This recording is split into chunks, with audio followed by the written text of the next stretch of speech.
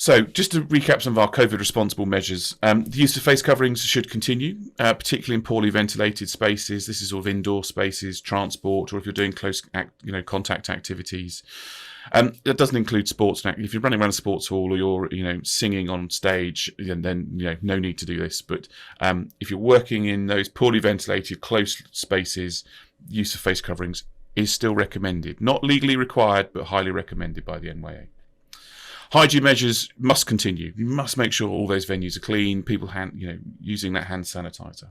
You can still provide back-to-back sessions, but we recommend you clean your venue in between so that, if there was a problem in group 1, that doesn't get picked up by group 2 an hour later. So, you can use the same members of staff and they can work across multiple days of the week. None of that is a problem. All this is the standard. None of this has changed from last time, folks. But do think through hygiene. You can use community and public venues. Everywhere can now be opened. There's no venue that shouldn't be allowing you in and opening for provision. Everywhere can be operating. The use of private dwellings remains prohibited. Now, this isn't because of COVID-19 regulations. This is because of NYA safeguarding requirements. So we will not recommend or allow the use of private dwellings. This is an area that we have been challenged on by a number of organisations and parts of the sector, and we are reviewing our stance on this, and we are talking to other experts across other bodies as we do so. But as it stands today, the use of private dwellings remains prohibited. But home visits to visit young people are absolutely fine. So if you're a worker that goes and visits a young person with maybe extreme anxiety, who doesn't have the capacity to visit a youth project but in a public space, so you need to go to them. As long as you've got the right risk assessments, as long as you've followed all your right safeguarding measures, there's sufficient adults in the venue, in the space, in the home, then you can go and visit young people. That's not a problem, and we've allowed this for quite some time. So lateral flow testing. All attendees for educational, overnight, residentials and international trips, should be tested every 2 to 3 days, and specifically on departure as well. So you don't take anybody away who's already got COVID-19 and sadly they can't come with you. Test the whole group. You can access lateral flow tests through NHS Test and Trace. I recognise this is starting to get more difficult, but I think that's due to supply chain challenges, and you just need to work with your local contact centre, so your local lateral flow or testing centre, or NHS Test and Trace to get access to those testing kits. We may find, and I've no evidence to this, but that as time goes on, it might be that we have to purchase these testing kits from a commercial basis rather than being provided them free by the state. One viewpoint is that we're going to have to live with most of COVID-19. It may never go away, and so if we need to in the future, if we need to continue lateral flow testing, you may have to go and purchase them. For now, I do believe they're still free, but that might change. So depending on when you're watching this video was recorded for the 6th of September 2021. If you're watching it 3 months later and the rules have changed, then please take a note of what you might need to do in terms of getting access to lateral flow testing kits. Anyone testing positive needs to seek a PCR test and return home or isolate. Now, one of the things that we've added to the guidance this time around is Public Health has changed their approach to testing. So one of the challenges, if you've had COVID-19 within the last 90 days, there is a reasonable risk that your lateral flow test may come back positive, even though you no longer are positive for the virus. And this is because when you have the virus, it lives in your body. Your body fights it off, and as it does so, those virus cells die. But the tests are there to detect the cells, whether they're dead or alive. So you can do the test, but the test might come back positive, although what the test is picking up is on the dead COVID-19 cells within your system. And it can take you 3 months to work those through and get them out of your body.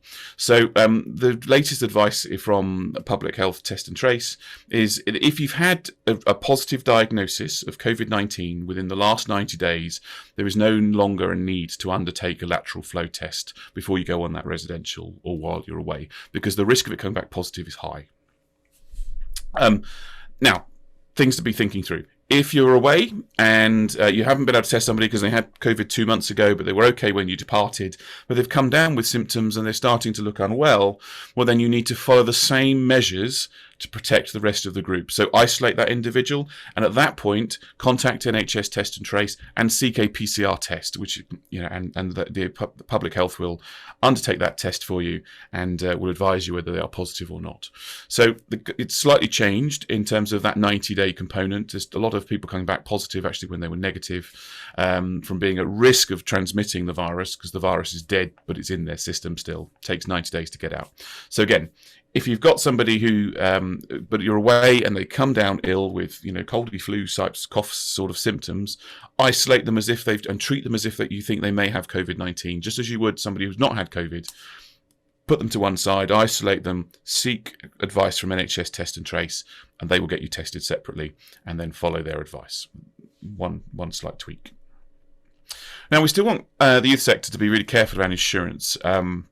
Just because you can travel overseas doesn't mean your insurance provider will permit you to or will insure you to do so. You may need to find and seek additional insurances and additional measures.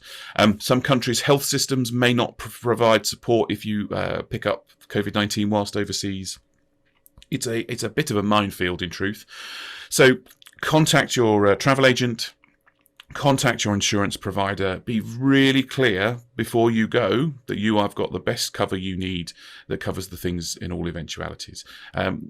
Just be really responsible. Check this stuff out. Get it in writing. Get it written down. Get them to email you the advice and be really clear that you've got all the right levels of protection and cover that you feel you need before you go. Now, I just wanted to pick up a few things. So if a young person shows signs of illness, then they should obviously be tested and transported home. Now, I say here by private car. If they're overseas and they are tested positive, you're going to need to talk to the local health officials and follow the local guidance there. There's nothing the NYA can kind of advise centrally. Transporting one young person home overseas may not be practical and reasonable, so you might need to be able to isolate them wherever you've gone, and follow the health officials' guidance in that country. So there's a lot of things to consider when going abroad. But it's all that information is on the Foreign Office website. So please, go and look at that. If a member of staff shows sign of illness, then the whole group might need to return home. And again, if overseas, that might be slightly more different or difficult. But do consider, if you've gone away and you've only got 2 or 3 staff, one of them's come ill, leaving you with too few staff, then the whole group might need to return home. Let's hope not, but we have known examples of where that's taken place.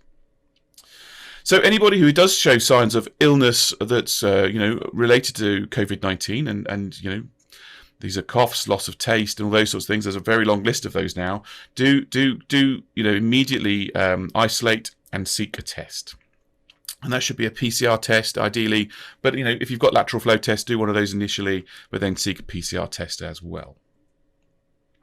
Any group member where someone shows signs of illness needs to seek that COVID-19 test and isolate if positive. And standard stuff. This hasn't changed.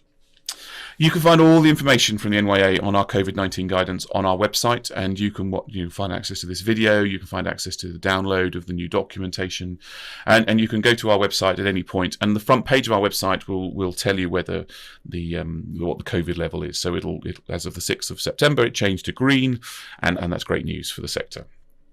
You can also get in touch with us if you have a specific situation and you're not quite clear on, and you could email us, which is guidance@nya.org.uk. You just drop us an email at guidance@nya.org.uk, and our team will get back to you. We get quite a lot of emails through that process, so it does take us a day or two sometimes to get back to you.